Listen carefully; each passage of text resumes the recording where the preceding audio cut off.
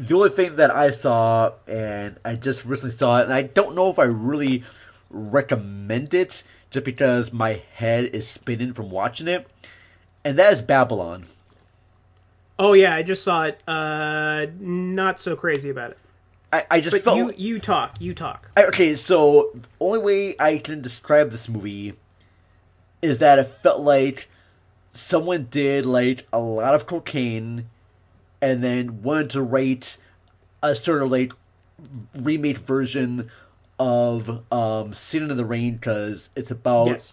this guy who wants to be works in the movie. He wants to work in movies. He meets another girl, and she really wants to work in movies. And they get really high at this orgy party, and we're like, we're gonna be in movies. And suddenly, bam, she's in movies. She's an actor in movies, and they start not really working together because he's working for Brad Pitt's character as like an assistant, and then he becomes a producer, and then Mark And an Roberts' executive. character becomes like this bigger star, but she gets more high on drugs, and then Tobey Maguire is a drug dealer that she owes monies to.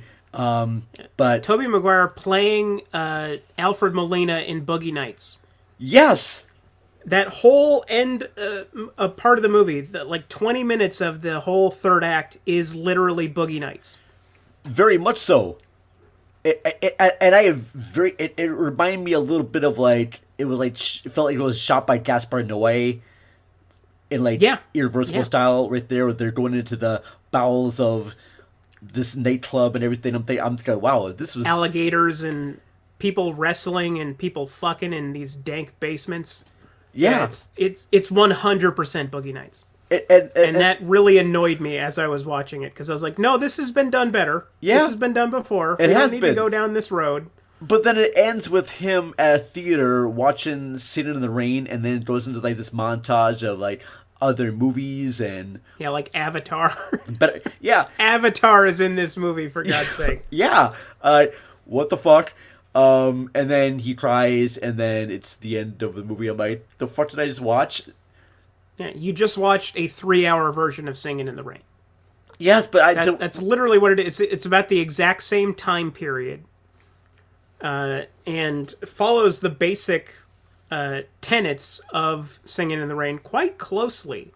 But then you have like elephant diarrhea and a guy getting pissed on, and a little person with a penis hippity hop that then sprays the crowd in jism. Yeah. It's delightful stuff. Yeah. Bring the whole family. I'm like watching this whole thing, like, oh, this is just totally bizarre and bravada. I feel like I should be doing a whole bunch of shrooms and cocaine watching this movie. Yeah. It's so vulgar and self-indulgent that I'm amazed I don't love it. I should. I should love this movie. And I walked out going like, yeah, I've seen that before, kinda. Yeah. I was too, and I just thought, if you're gonna go all out and be bravada and bizarre and crazy and weird, just do that. But to have him watching Singing in the Rain, which I just spent 3 hours watching a very bad version of it, and then to show me a movie I could have been watching instead, I would love to see Singing in the Rain in theaters again. Love it. And a movie that's an hour shorter. Yes. And they show me all the good things. But yes, I know. I thank you for showing me a movie. Yes, I I've seen this film before. It's a great movie. Yeah.